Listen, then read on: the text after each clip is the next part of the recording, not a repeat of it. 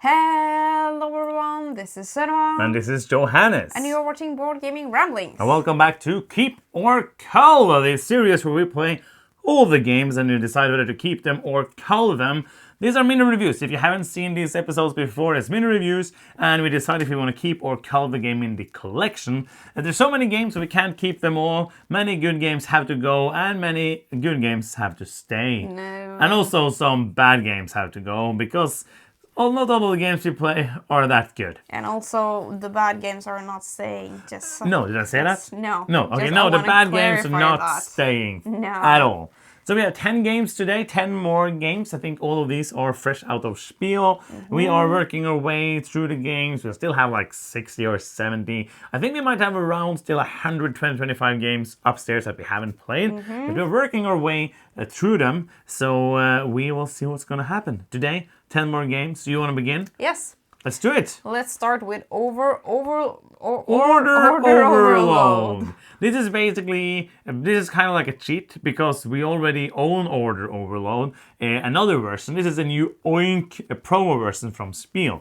Are you ready? Yes. 1, 2, 3, boom. Oh, I meant keep. I was thinking, Yes. you are on like a culling spree always. I am, but I love Order Overload. Yes, of course. The question is, do we need both? Oh, I don't think we do. I think we might. We might. Because this one is the other one has better quality cards. These one are kind of flimsy. Yeah. This is like very, very like made as a promo. Oh yeah. But this one had some pictures on the cards because what Yes. you're doing is that you're reading off orders basically, and in this one it's only Oink games from 2010 to 2025, and you are reading them off. And let's say I'm the reader, and let's say with around four players, that's 4 cards per player, that's 16 cards. Yes, and I read them through them, then I shuffle them up, give them out, and then we all have to remember cards that the other players have, and we try to get 2 people, depending on our players, to get rid of their cards. So it's a very hard game. The other one we have is the one with Oink, Itten, and Soshi games. Yes. Which is so many different weird titles of these Asian games. This one is a bit easier. We have played a cafe version, which I think was kind of almost harder. Oh yeah. Because you had like double cheeseburger with fries, double cheeseburger no mustard, double cheeseburger fries no mustard. Like it was even more hard in that way. I agree, and we can keep them both for now because they're so small, Yes. and I will decide later if I need both of them. But in general, I You need recommend it. Order Overload. Yes. Next up we have Puru Paradice. This is a review copy from Daryl Show, which was here earlier this year. You can go and check a video. This is a, yes, we usually do the thing first Yes, and then paddle first. Paddle first. 1, 2, 3, boom. It's a cull. This is a double cull. This is a Yahtzee style game. Yes. With some like fun twists and some bit interaction. I would say like if you are a family looking for a Yahtzee game, and you're okay with somebody kind of attacking you. Yeah. Because you're rolling dice, and you're going to roll again. If you want to roll a third time, you have to drip. Like pay Yes. a currency, which you don't want to go to 0 because then you lose. Yeah, And- you're basically, you are the dessert. And if Yes. you are dripping into a Or like puddle on the floor. Yeah, like ice cream is melting. Yes, Kind of. Okay, yeah, that yes. makes sense. So you are, but the face of the dice that I have the most of, the other players on my side get. So I'm trying, it's kind of like a risk. Like push it, like do I want to try to I get all the positive things and you get them instead of me and I get the negative things. So it was a fun little game, but not one I need to own or play again. I agree. The mechanism with the thing you got the most of, you gave to the other players was really interesting. Thumbs up. Catchy Cat. Catchy Cat, a 2-player trick-taking game. 1, 2, 3, boom. Keep. What are Sorry. you doing? You're like, did you lose your paddle or something? Yes, It was no. like, I put it in another room. I'm rusty. Okay. Uh, What is going on? How is this happening? well, I'm choosing Cull while you're I choosing Keep. liked it, even though like the cover, it's not the best cover art And the cards are I've ever seen. horrible quality. Yes. Like the worst. Well, I'm okay with culling it, but I thought it was fun because you have a cat that you want to, if he's excited, the winner of the tricks he goes toward, and you want to have the cat in re-up, or you want to win 3 times more than the other player, kind of, or 3 times, yes. You get points, yes. basically, and just play rounds. I felt like from... Did you have any more? Yes, because if he's like... Scared. Yes. Scaredy cat. Then you want to lose the tricks, and it changes depending on like if there are odd numbered cards that are played, and you want to see kind of when to change that, and also try to see when the low cards are good and the high cards are good. And sometimes you're really in a position where you can't really do a lot, but it was a cool thing. I think it's fine. Like, but I don't think I would choose it over other games which has kind of not the same mechanism, but where you want to lose or win, like Jekyll versus Hyde and other trick-taking two-player games as well. So I felt like this was on the lower edge of a two-player trick-taking game for me. I liked it. Next up is Wriggle Roulette. This is a push-a-luck game from it's Brunify Duty and Jun Sasaki. Okay, we don't usually. It's Brunify Duty is pretty well known. Let's do it. It's an Oink game. 1, 2, 3. Boom! Double Cull. This was, it sounded fun. Yeah. In the description. Yes. But it ends up being kind of procedural. Yeah. Like you are putting your hand into a bag and you're pulling out 0 to 4 things. And those can be eels, which are good, or snakes, the red ones, which are bad. And then everyone reveals, and you put the snakes in the middle of the table. If there is, at that point, when you reveal, before you put them in the middle, a number of snakes, depending on the number of players, then everyone who has the most things in their hand in that round is out of the round, and the other players get points depending on the number of eels they have collected. So it was not that fun. It was just like we did it, and it was done, and we were all agreeing that we would not want to play it again. And also I'm very happy because we almost played it 8 players the other day, and I would have slept half of that time because it sounded fun, but was not that good. Next up is Fearless. Yes. My German's supposed to be good. Yeah. It was not. It was not. 1, 2, 3. Boom. It's a double keep. I like this one. Yes. A lot, actually. This is a trick-taking game. What? Which you have the suits with both negative value and positive value.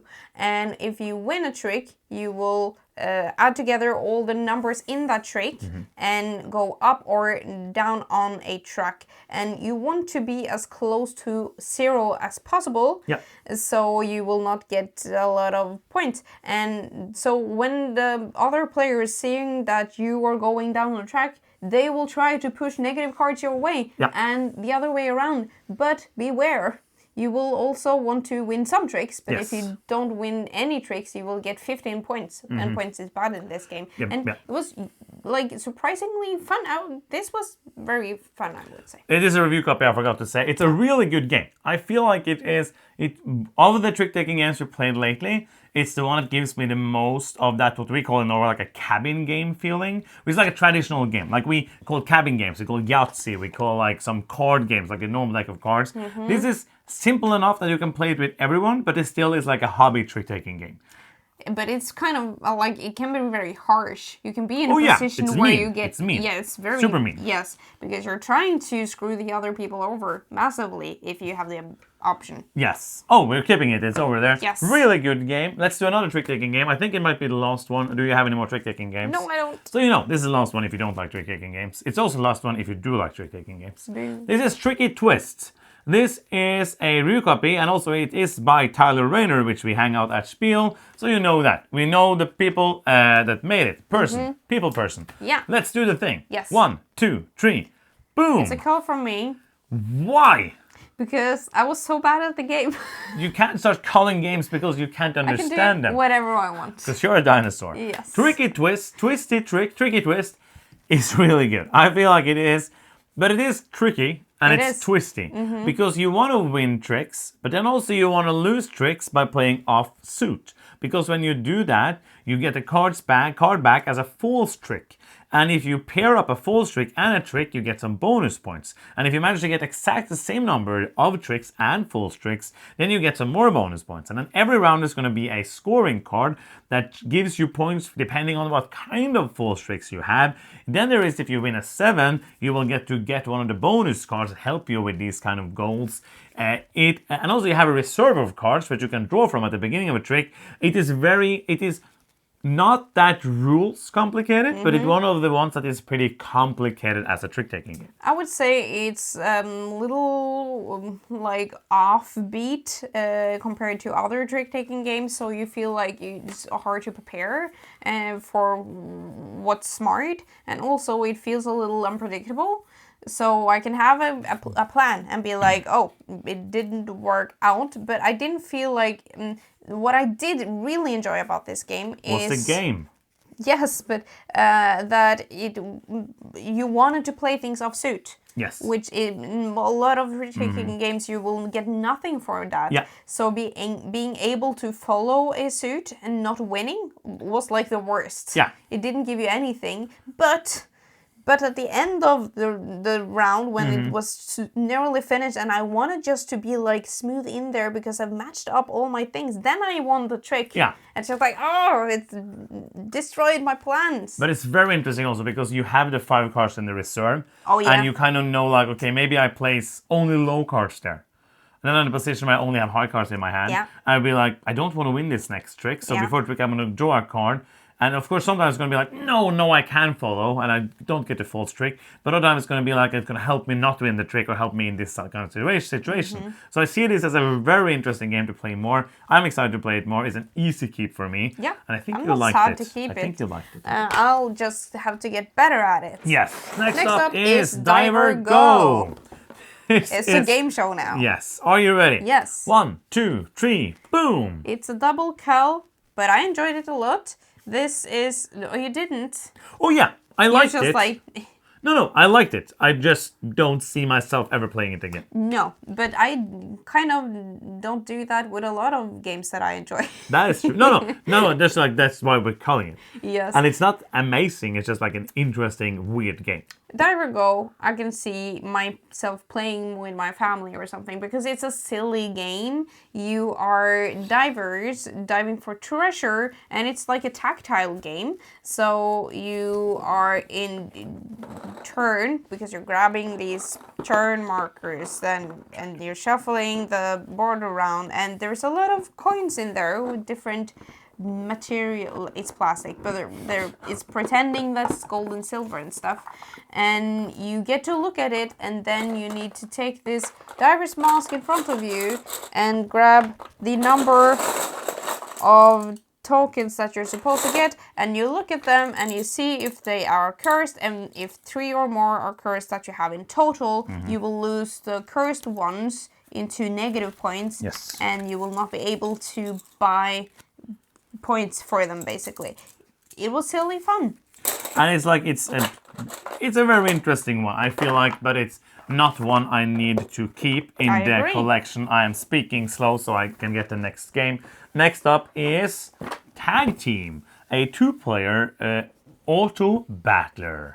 Are you ready? Yes. 1, 2, 3, boom! It's a double keep. I'm happy you're choosing to keep this one as well. Yeah. This is one that I'm already excited for more stuff for this game. This is kind of, it's in the, I'm gonna call it in the same category as Unmatched, while being a completely and wildly different game.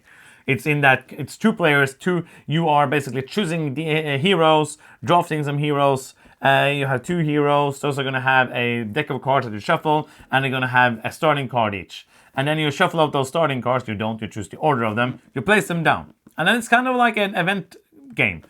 Everybody flips their top card, or the 2 players, because 2-player game, flip the top card, do what it says. Flip the next card, do what it says. Then you draw 3 cards from the top of the deck, choose one of them, place it anywhere you want in the deck, but you can never change the order of the 2 cards that's already there.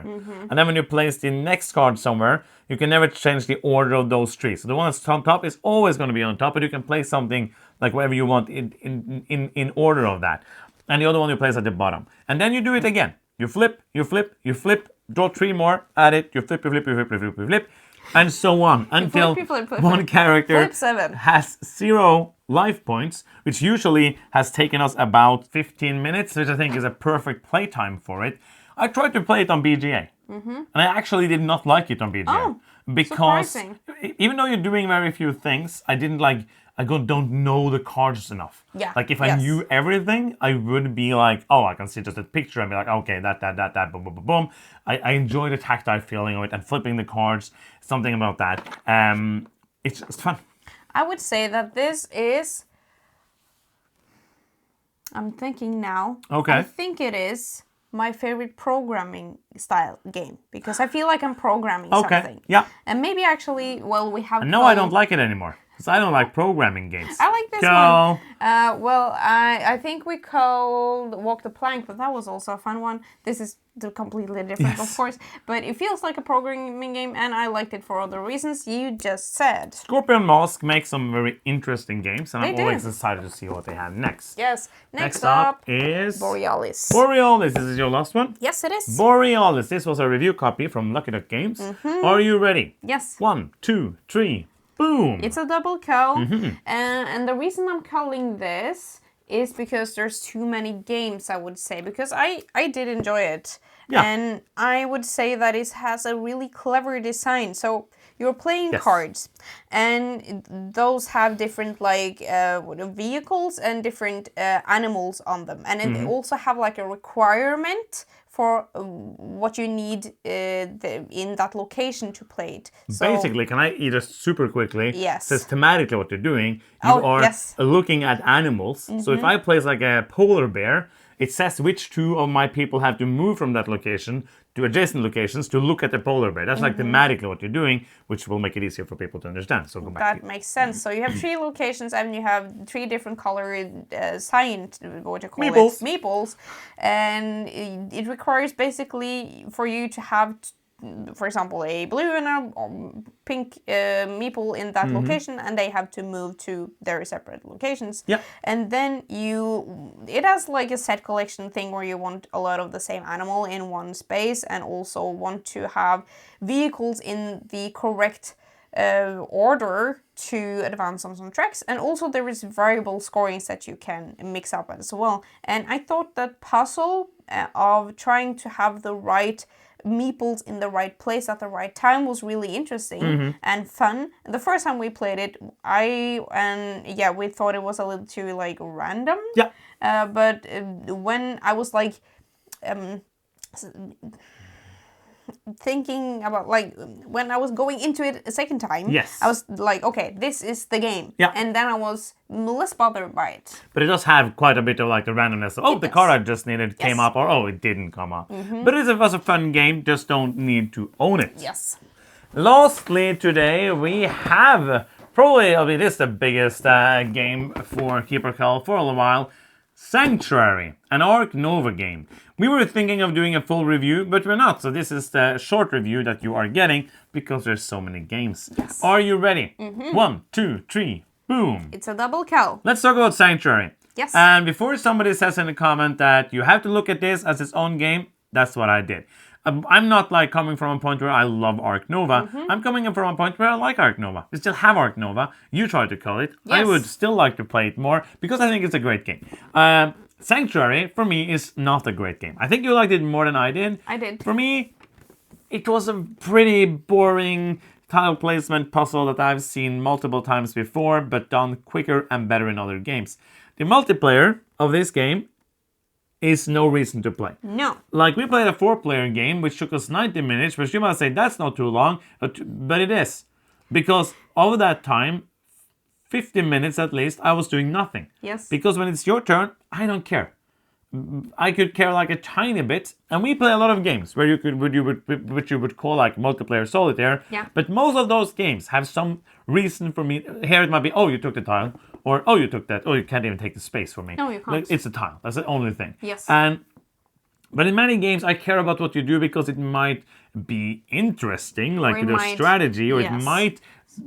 Some common final Yes. scoring that you're all aiming for, which in this This- game you just have your own stuff. For me, this game exists. Yeah. And I know people like it, and that's awesome. I know some people really like it, But for me, it's just like a very, and also it's very luck-based because I know people say Ark Nova is that as well, and I agree. But I feel like here, and so I don't really compare them because I haven't played Ark Nova in years. But this one, like, oh, the thing I needed came up, or oh, it didn't come up. But there's different ways, of course, to take stuff or to take the tiles for, to use the tiles for. I said what I need to say. I'm going to say some positive things about this game because I thought it was nice. Yeah. I thought it was nice at 2 players because it went pretty snappy, and I don't see why you need other players in this game because it just makes the wait between my turns longer.